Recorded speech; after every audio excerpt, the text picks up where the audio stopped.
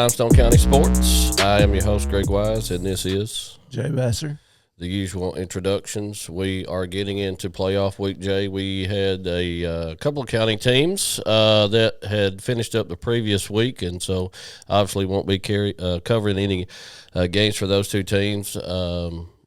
We'll go over the rest of the games, and then we got a couple teams that'll be in the state playoffs first round this Friday night. We'll talk about those at the end of the show. Was you at any ball games this week, Jay? I was not. I was watching them on TV, though. Nice, on the HS network. Which game was you watching? I was flipping back and forth, really. Athens, and I was trying to watch some of James Clemens' Homewood just to see what Athens had to go. Homewood put it on James Clemens pretty good, too. Yeah. And James Clemens 7-18. So I don't know if Coach McGee just, may have arrested some guys or. Yeah, James Clemens in the playoffs as well, right? Yeah. He'll play Central Phoenix City at home Friday night. Yeah, I mean, James Clemens is in Limestone County. I don't know if we need to start including him in Limestone County sports or not. Maybe so. Well, I don't really have any good connections over there. I know your boy, he does the Tim does their games, the commentary stuff for that on the radio. So maybe we can get them, or at least get some details on how they're doing. I flipped over and watched a little bit of Ardmore and found out how that was, and I said, okay, Ardmore wins this season. Yeah. So we'll get to those games here shortly. Before we jump into some football, I'd like to give a shout out to the Lindsay Lane Christian Academy. They made the state tournament in volleyball. I went through all the brackets. I think that was the only Limestone County team that made it down to the state tournament. I think Athens may have made it to sub-regionals. Didn't get any further than that, but I do know Lindsay Lane, one of the top 8 teams in 2A, went down, made the state final. That game was Wednesday. Me and Daniel Green here at the office rode down. That game was at 12:30, so it allowed us to get down there and watch that game. They played Pleasant Valley in the final. Pleasant Valley beat them 3-1. Pleasant Valley won the first match, Lindsay Lane won the second match, and then Pleasant Valley won the last two. But anyway, congratulations to Lindsay Lane Christian Academy. 2A volleyball runners-up in the state. They brought home the red mount, not necessarily the goal. I know the goal of any team is the blue mount, but anytime you can bring home some hardware from those state tournaments, it's a good day. That's an awesome job by them over there. Yes, sir. Okay, jumping back into some football. As we already mentioned, West and Clements finished up their seasons the previous week, so obviously they were off and didn't make the playoffs. And two of the teams that we're just not going to mention this week just because their season is over. We talked about Sweetwater was going to be over at Tanner. Sweetwater is a perennial 1A powerhouse. They've won a ton of state championships in probably the last 10, 15 years or so, and obviously going to be making a playoff run again this year. But anyway, they were over here at Tanner for Tanner's home final. I'm assuming they probably honored their seniors down at Rip Swanner.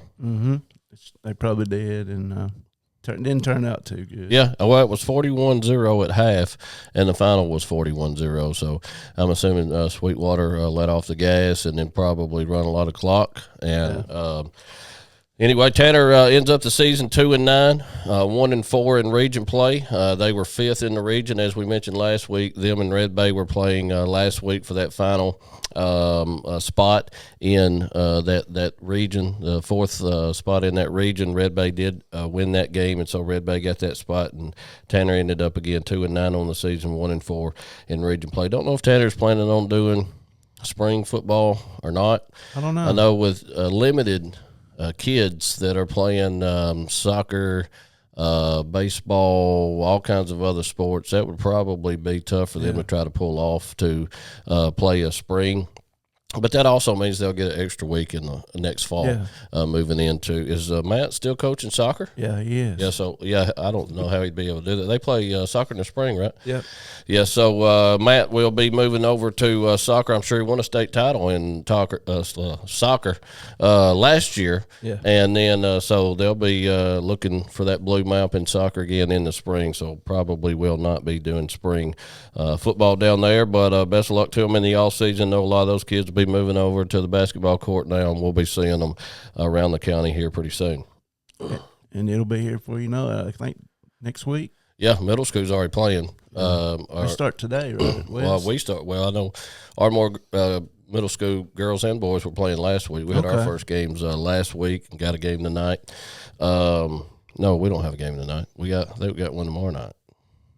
I think it starts today. They play today, tomorrow, and then Thursday. Yeah, I had to go back and look. I had to go back and look. I know we're already playing, so it's off and running. Middle school is, and then JV, varsity, all that stuff will start soon, and that depends on if you got kids in the playoffs. If you got kids in the playoff, Athens or Ardmore, they may, I'm sure all the rest of the kids are practicing, but those kids won't get to basketball practice or in the gym till that's over with.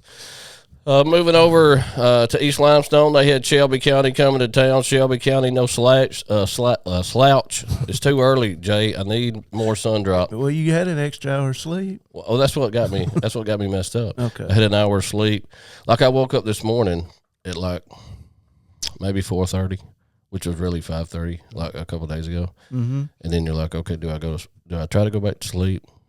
But I can't go back to sleep, so I stay up. And so I'm out of whack, Jay. I'm going to be out of whack here for at least a couple of weeks till I get back in the groove. And then time will change again, and we'll start all over. Yep. If you had to take time, would you stay on this time or the time we just came out of? The time we came off of. Yeah, I wish we would stay there. I'm not a big fan. Well, see, this is the regular time. If nobody ever changed any clocks ever, this would be the time we're on where it gets dark at 5 o'clock in the winter, which would mean in the summer, instead of it getting dark at 9, it would get dark at 8. Yeah. I'm a big fan of 9 o'clock sundowns in the summer. Yeah. I want to stay on the changed time. Yeah. But for whatever reason, we're not doing that. I know. And now it's so short. We're only doing it like November through, what is it, March? Yeah. And so it's only for a few months. I'm like, what are we gaining out of this, dude? Well, I thought we were staying with daylight savings, and I think it passed through our government, state government, and they had to wait on Congress to do something with it. So they got too much on their plate. Anyway. Jay, I know they got a lot of more important things to deal with than whether we stay on one time or the other. Yeah. So I don't know if that'll ever happen. But who knows? The government don't like to tell the states what to do by any means. So who knows? Anyway, let's move on back to football. Shelby County was at East. Shelby County is in the playoffs. They're starting obviously this week, but they were up here at East Limestone. It was 22-0 at half, so still a ball game. East being competitive, but I think it got out of hand in the second. Final was 43-7. East ended up the season 1-9 and 0-6 in region play. Got any details about that game? Well, just I think a little skirmish happened at the end of the game, and the officials decided just to call it because it was already out of hand, and so. Was that officials' call or coaches? I don't know. I don't know if it was what I was told, there was a fight on Shelby County side, and the officials, administrators, police. And, wow, okay. And so they decided just to. Like how much time was left in the game? I want to say it's about 2 or 3 minutes left in the game. That's close enough. You might as well call it 43-7. Let's take it to the house. Yeah. Let's get down here to Waffle House before the crowds get there. I'm sure East, again, will have some of those guys rotating over to the basketball court, and then not sure if they'll run a spring either. May do it because first-year head coach, he would probably kind of want to get a head start on the next fall. They usually do over at East. Yeah. They usually run a spring. So. Yeah, I know Ardmore. Well, we hadn't ran a spring I think since I've been up there until this past spring was the first year we've ran a spring. And then, again, you get shorted some practice time in the fall, which is only about a week's time or 5 practices, something like that. So if you can do it, you kind of get a head start. Yeah. But if you don't, you get more practice time in the fall. So as the older generation would say, 6 of one, half a dozen of another. Yeah. Moving into one of our playoff teams. Athens was over at Russellville. That was a pick'em game, according to our website. They scored that as nobody was the favorite. It was just a pick'em.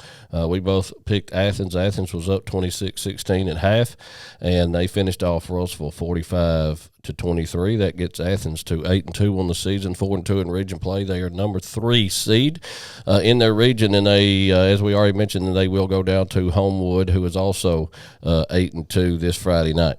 And I think Homewood is, I think somebody was telling me it's right across the street from Sanford College or University. So short drive, I mean. But. Yeah, well, down in Birmingham, correct? Mm-hmm. Yeah. Yes. So Ardmore and Athens will both be in Birmingham this Friday night. A lot of traffic southbound and down Friday. Yeah, if you're needing to get to Birmingham on Friday, you may want to try to get leave a little earlier. And congratulations to the fantasy kid from Russellville, over 2,000 yards this year. Yeah.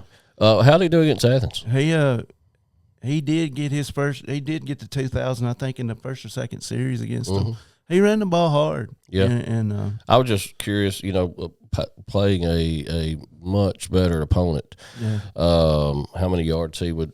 Because really about the only team that's held him in check was Mars Hill, and he still got 135 against Mars Hill. Yeah. I was just curious how many he had against Athens. Because I know the announcers were saying that he just went over 2,000, so he was pretty. He was at 1,900 and something going into the Athens game. Yeah. Wonder what the closest back to him for Russellville in carries is. I don't know. I would say nowhere close. I know when we played, they were up 30 on us in the fourth, and they still was handing him the rock. Mm-hmm. So much so that we're like, hey, dude, you may not want to get that dude hurt because he's your dude. Yeah. And so I think they got one back in for one series who probably got maybe 5 carries. And so I would be willing to bet the backup, whoever that is the quarterback's probably got more carries than the backup running back. So, when you total rock that lot or that many times, obviously Yard's going to keep racking up. And he's only a junior. He'll be back next year as long as he don't transfer over to Georgia. Yeah, or most shows. Or IMG. Yeah. Wherever the money's at, you never know. Yeah, I've heard some rumors floating around about say a kid at Sparkman that's maybe like a 3-star flirting with a 4-star D end that he's a junior this year, and he will be transferring to one of those well-known high schools over in Georgia, and from what I understand, it's very lucrative. Yeah, it might be that. Is it the kid that's committed to Ole Miss? Maybe. I'm not sure. I don't know his name. His last name's Matthews. Could be. Not sure. I don't want to throw anybody under the bus, Jay. And but is that legal in Georgia? Like NIL money for high school kids? Well, yeah. So I mean, they're not doing anything. They're making decisions to help their family out. So is he going to Grayson? I think so. I think that's the name of the school that I heard. Yeah. Yeah. Well, that's the thing. You start talking about that in Alabama in dealing with the AHSAA is high school kids right now in the state of Alabama pretty much cannot get anything in regards to NIL and things of that nature. And just even, like I had a son last year who played, not that he was, big time recruit or anything, but he's, got a viral video on TikTok and these things, and he could have been profiting off of some of those things had those things been legal. Yeah. And so I think that's probably a discussion that you'll start to hear around the state of Alabama. I don't know. There's got to be some kind of reins on it, riverbanks, if you will. Yeah. We've seen it kind of get out of control in college football, where kids are, go get a Lambo and $100,000 and play 4 games. Hey, I'm redshirting and transferring. And so you'll probably start seeing contracts where they're having to sign a contract instead of a national letter of intent. They're signing a legitimate contract. Hey, we're going to give you this amount of money. We're going to give you Lambos and all this stuff, and that's fine. But you're going to have to stay here for 3. Yeah. That's why they're going to have to do it. Yeah. And I don't know how healthy it would be given, 15, 16-year-olds in high school incentives like that. I don't know. Hey, if my son would have got some, I wouldn't have had a problem with it. Well, you got one more. Yeah, Well, yeah. actually, Bella too. Yeah, there you go. Well, hey, they're going to have to crank up their social media platforms to try to take advantage of those things. You got all the technology in that. You could do that easy. Well, we'll see what happens. All right, Athens finished up the season number 5 in the state in 6A on the offensive side of the ball, averaging 38.5 points a game. They finished up 14th in the state in 6A on the defensive side of the ball, averaging 18.1 points per game. They go down and face Homewood this Friday, who is also 8-2, who's the number 2 seed in that region. Pretty similar resume. They're number 14 offensively, where Athens is 5, but Homewood is number 6 on the defensive side, where Athens is 14. And so those could offset and we could possibly see a really good football game there. Yeah, we could. The website is predicting Homewood is favored in that game by 9 points over the Golden Eagles at Homewood. How you feeling in that, Jay? I'm going to take Athens. I'm going to be a homer, though. I'm a homer. I'm going to take the Golden Eagles. Which is no money involved here in Stowe. Yes, no money involved. No, winner doesn't get a biscuit from Bojangles or anything of that nature. But as I hate to, Jay, I'm gonna take Homewood. Okay. I don't know, something about them. Now I guess like we mentioned, James Clemens could have set some guys. I don't know, but they rode up here and pretty handily beat James Clemens, which doesn't mean anything. No, the game was at Homewood. Oh, really? Yeah. So James Clemens had to go down there. Yeah. Oh, okay, well, that's a little different. I'll still take Homewood 9 points. Now, my heart wants Athens to win. Oh, yeah. Because the longer these local teams win, the longer we get to do this show every week. Because once football's over, we're not doing it every week for basketball because all these kids are playing 4 or 5 games a night. Yeah. We'd be here all week, and that's not too much content for a 30-minute show. Yeah. Anyway. We do hope the Golden Eagles pull that off, and I'm going to take Homewood to cover the 9. Mr. Vassar's taking Athens and the 9 points. Moving on to the last game on the slate, Elkmont was at Ardmore this past Friday night. Ardmore obviously won that game. Final was 48-6. Was it 48 or 49? 49-8, wasn't it? Yes, that's correct. 49-8. I was there. 49-8. Ardmore was up 49-0 at half. That got Elkmont to 2-8 on the season, 1-6 in region play. Ardmore now 8-2 on the season, 4-2 in region play. Athens and Ardmore are pretty much identical. Both of them 3 seeds. Ardmore's 3 seed. Ardmore goes down this Friday night. Plays Ramsey at Legion Field. We talked a little bit about that last week, but that's big time for the program. Oh, yeah, it is. Yeah. Despite playing Ramsey, who's playing big-time football, playing at Legion Field, big deal. You watched any film on them? I watched a little bit, but I think their region is much tougher. And so when you see them play, I just watched film on them playing other teams in their region. Corner beat them. I think Corner would have been a better matchup for us, and Carver almost beat Corner in that last week of region play. If that would have happened, Ramsey would have been the 1, Corner would have been the 2. Corner, I think, a much better matchup for us. But that didn't happen. Corner ended up, I think, goal line stand at the end of the game to hold on and beat Carver 31-30. And so they did beat Ramsey for the 1 seed. Ramsey is the 2 seed. Ramsey, not prolific. Their quarterback, I think, was really good the last couple of years. I think he must be having to run the ball a lot more now, or maybe lost some receivers or something. They're not putting up a ton of offensive numbers, and we'll talk about that in just a second. But their defense, the last 5 or 6 games, has not allowed but maybe 1 touchdown, and so they're coming on pretty strong too. When I watch it, it just doesn't look like, hey, man, we're not going to be able to do nothing with this team. Are they big dudes or? No, I mean, it's got a bunch of athletes. Looks like a ton of athletes are on the field. Defensively, they fly around really quick, not doing a lot of smoke and mirrors type stuff on the offense. Just consistent consistent drives, putting up 20, 25 points, and then holding the other team to 0. And so is it a game that we can possibly win? Yes. I feel a lot better about this game than I did 3 years ago when we went down to Alexandria. When you watch that Alexandria film, you're like, dang, we knew what we had. You kind of look at film, know what they have. You're like, that is going to be tough sledding. Yeah. I think this is going to be a little more reasonable, and we've played top-notch football. Fairview is now number 4 in the state, undefeated. They play a little bit different style football than Ramsey, obviously, but that was a 28-6 game. Yeah. We were in that game in the third quarter. Russellville, we played. I think the Russellville game is really where Ardmore turned the corner. They realized they could compete. I know we got beat by 31. I'm not the moral victory guy.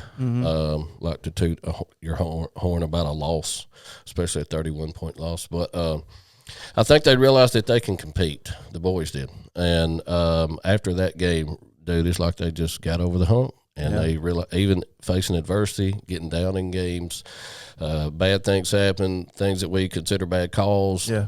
Doesn't bother them none. They just go out there and play ball. Don't look at the clock and keep playing the ball. I do think they'll have an opportunity to do that. Ramsey is a 26-point favorite, according to the website. Just some few statistics. Ardmore finished number 20 in 5A in offense, averaging 29.3 points a game. I will say this about the offense. The last 2-3 games, offense is clicking on all cylinders. They have really exploded in the last couple of weeks with the play calling, lots of stuff that we have not seen all year on tape. I assume Bryant Wells heard the call of Jay Vassar a couple of weeks ago and has answered the call and really turned it up, man, and them dudes are churning. Run game is on point. I think Alex King is averaging last 3 or 4 games. He's had over 100 yards passing, a couple touchdowns, all of those games. So really getting in the groove, and that's got him up to 29.3 points per game for number 20 in the state in 5A. Defensively, top 10 defense in 5A at number 9, allowing only 14.1 points per game. Ramsey comes in number 25. On the offensive side of the ball, averaging 26.7, and they are number 13 defensively, averaging 16.3. I do think their schedule a lot tougher than the Tigers, the Ardmore Tigers. So I think that's where some of those numbers come from. But Ramsey covering 26, I'm taking Ardmore. I'll take and the points Tigers as well. Well, I appreciate you. I appreciate that confirmation. Now I know it's in. It's going to happen. And so I got faith in Bryant Wells. Bryant Wells has got confirmation from Paul Feinbaum. Jay Vassar on the Limestone County Sports Show. So he said it, so it is. We want to see these schools win, keep it going. That's right. I want to be back here every Monday morning until 1st of December. That's right. And, hey, we want to be, at a state final at Protective Stadium. Down in Birmingham. That would be fantastic. Speaking of stadiums in Birmingham, random fact, I was looking around at clips on YouTube yesterday, just thinking of what Legion Field means to me. And most of these kids that are playing, pretty much all of these kids that are playing, when the daddies are like, we are playing at freaking Legion Field, dude. And they're like, who plays there? Well, obviously Ramsey. And they're like, well, where is that at? And I was like, no, Legion Field. It's where the Iron Bowl used to play. Mm-hmm. And they're like, oh, like Alabama and Auburn play there? And they just don't get it. No. But I'm picking off clips. I'm going to try to put a video together, but I'm also trying to show them to my kids. And like, this is the first game I ever remember watching on TV. I remember being in my grandparents' living room, watching the 85 Iron Bowl when Van Tiffin kicked a 52-yarder on the last play of the game to win it, and then everybody in the house is screaming and hollering. That's the first game I ever remember watching.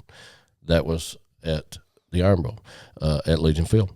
Bo Jackson, a couple years before that, he's bye Bo. He's running down the sidelines for 70-something yard touchdowns and all that stuff.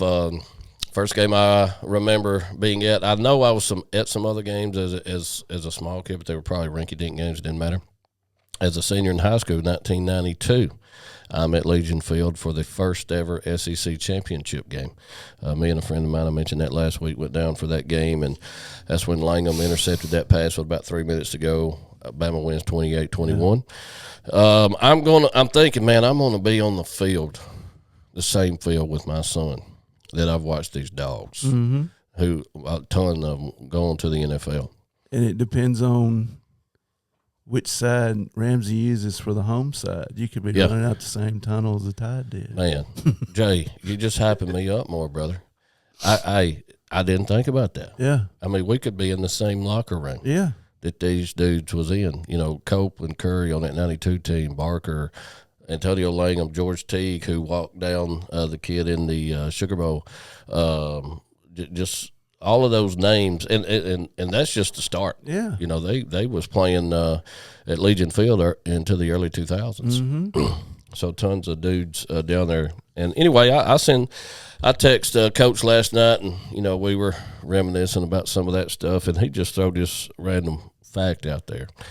In 1966, let me pull this up so I'll make sure I get my statistics right. The Birmingham Monday Morning Quarterback Club sponsored a game at Legion Field that started in 1935. It started as freshman college teams only, and it was a fundraiser. In 1943, I think it swapped to high school teams.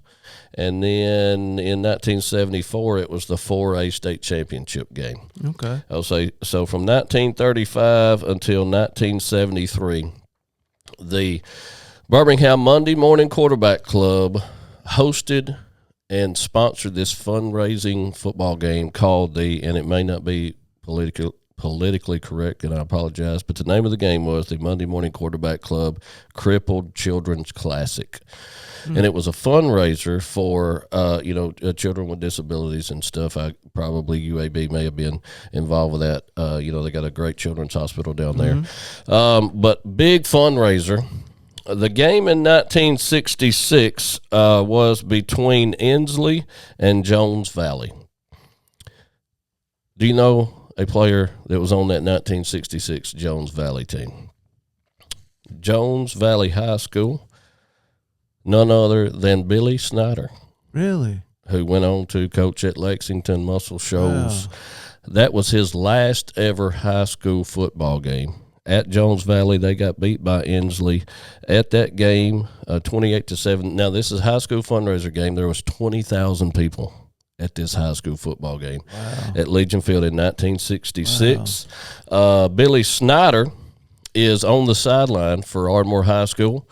His son, Jonathan Snyder, is the head coach at Ardmore High School, and he will be on that field at Legion Field, Billy Snyder, where he played his last high school football game, helping his son coach, and his grandson is the starting center for the Ardmore Tigers, Landon Snyder. So 3 generations of Snyders will be on that one field, and Coach, that's pretty sweet. And Coach Jonathan Snyder's words, lots of feelings and emotions going to be walking out on that field Friday night. So just a fun fact, share that with your buddies, man. Cool story. If anybody else out there listening has any kind of Legion Field stories you got, games you remember, maybe games that you were at, or cool stuff that's happened at the Old Gray Lady through the years, please share those in the comments. I've had some good times there. I've had some bad times there. Bad times. Name some games that were bad times for you. Well, Peyton Manning's sophomore year. Is that when he was directing the band? Yeah, we don't want to talk about that. I was there. Well, I was there the day that Tony Robinson got his leg broke by Cornelius Bennett. Oh, man. Wow. Okay. And we still lost that game. Yeah. But I was there for a lot of wins in the Iron Bowl, though. Yeah, a lot of wins. There's some Alabama Notre Dame games down there. 9-6 Alabama win over Penn State. Yep. Forgot about that one. You know, UAB was playing there for a while. Yeah. So if you got any, you know, maybe you know some friends or family who were playing in some of those games. I was there for the Birmingham Stallions New Jersey Generals game. Man, that was USFL. Yeah. Yes, sir. The first game there. Yeah, not the Birmingham Stallions of today who No. play in Protective Stadium, but you're talking 30 years ago. Cliff Stout was quarterback. Joe Cribbs running back. Joey Jones was a receiver. And then the Generals had Doug Flutie and Herschel Walker. I remember that. And they were owned by Donald Trump. How do you know all these facts? Useless knowledge. Yeah. My wife asked me, I'll give her useless sports knowledge all the time, and she's like, you can't remember where you put your belt. How do you remember stuff like this? Hey, I have no idea. And another fun fact was, I can't remember what year it was. Alabama and Mississippi State played the same day Alabama A&M and Alabama State played. The Magic City Classic was played that afternoon. Alabama and Mississippi State played that night. And at the time, Bobby Humphrey set the running back rushing yards record. He took over Johnny Musso's record, which now it's I guess Derrick Henry or had to be. Yeah. Or Derrick Henry or Mark Ingram. Yardage anyway. Yardage, yeah. Yep. So, yeah, I've had a lot of great times there. Yeah, Coach Snyder mentioned one of those, the Monday morning quarterback crippled children's classic game had like 35,000 people at it. I think it was the one that maybe Jeff Rutledge was playing in, and I can't remember who the other quarterback. He sent me the text. I don't have that information in front of me, but there was like 35,000 at a high school game. Yeah. That's fantastic. Yeah. There's a lot of D1 football programs who ain't getting close to 35,000 fans at a football game. And if you've seen the movie Woodlawn, that was where it was filmed at Legion Field. Yep. So anyway, going to be fun for the Ardmore Tigers to head down to Legion Field. If you got any sweet memories like that, drop them in the comments. We'd love to hear about them. And we will be back next week for sure to cover Athens and Ardmore football. And hopefully we'll be talking about another week of high school football in Limestone County. I hope so. And my he's worried me to death about going to the game. More game. He wants to go? Yeah. Bring him down. He wants to be on the sideline. Bring him down. We could pull something off. Well, you know, I have a capability. Yeah. So bring him down there, dude. We'll be headed out about 12. I'm rolling down there with the team. I'm going to try to get on I may sleep. I may take a nap on the field. Who knows? I heard it's pretty hard. It's not. Yeah. It's concrete under the turf. So who knows? But I'm sure they got it like they like it. And the Magic City Classic, they still play Magic City Classic at Legion Field between Alabama State and Alabama A&M play that game there as well. So they're going to eat good on the way down? Yeah, I think we're stopping at one of the Logans in between here and there. They've already talked to the restaurant and said, hey, we bringing them. Got charter buses, all that good stuff. A lot of playoff stuff going on this week. They feeding the kids every day after practices. My wife was up there all night last night helping some of the other moms and Heather Snyder decorate the locker room and all that stuff. Got a big bonfire Thursday night out there at Ardmore. If you're in the community, come over to the Alabama Park side right across from the Boys and Girls Club. We'll have a big bonfire there. Been selling, state playoff merchandise. Quarterback Club was doing that. They may have a few items left. Did a pre-sale. Those will be in later this week, so you can grab some of those as well. But anyway, if you need any kind of laser engraving for the holiday season, need some gifts for your family or your businesses, please visit Flutterly Designs or look up Kevin or Mindy Hillis on Facebook. They'd love to help you out. They got these sweet hats and these metal Yeti-style cups and a ton of other gifts that they can laser engrave for you. And they'd love to have your business. Yeah, they would. And tailgate talk going on this weekend, Tailgate Jay? talk as always. They were down at Calhoun this past week. Talked to Candace and her lady Warhawks, and I can't think of the guy's name that's the coach for Calhoun basketball. Talked to all the coaches from down there, but and of course our local high school coaches as well. But this week we'll be back in studio at Applebee's, so hopefully talking to a victorious Coach Gross and Coach Snyder and Just, That'd be awesome. Just listen every Saturday morning, 10 to 12, and do KEC. And both those teams win, they should be hosting playoff games back at home. That would be something that the Ardmore football program has never done. And Greg will be working overtime, painting checkerboard end zones for sure. Yes, I would love to do that. Just a heads up, we'll be posting both of those 5A and 6A brackets on our Facebook page, so be looking for those. You can print those, should be able to print those off, and hopefully fill in Athens and Ardmore all the way to the state final. Looking forward to talking to you next week. It's been hope you have a fantastic week. Post all of your stuff, any kind of stuff going on in Limestone County sports on the Facebook page. We'd love to see it. Thanks all the likes and the follows and posting, and good luck to Athens, Ardmore, and even we don't cover them much, James Clemens Jets, and hopefully we'll do it next week. That's right. Have a great week. God bless. See y'all.